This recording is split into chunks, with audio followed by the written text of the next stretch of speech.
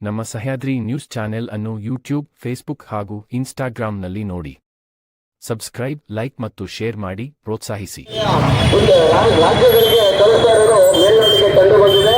ಹಾಗಾಗಿ ತಕ್ಷಣ ಈ ಒಂದು ಚಂದ್ರಶೇಖರ್ ಅವರ ಆತ್ಮಹತ್ಯೆಗೆ ಕಾರಣಕರ್ತರಾದಂತಹ ಸಚಿವರಾದಂತಹ ನಾಗೇಶ್ ಅವರು ರಾಜೀನಾಮೆ ಕೊಡಬೇಕು.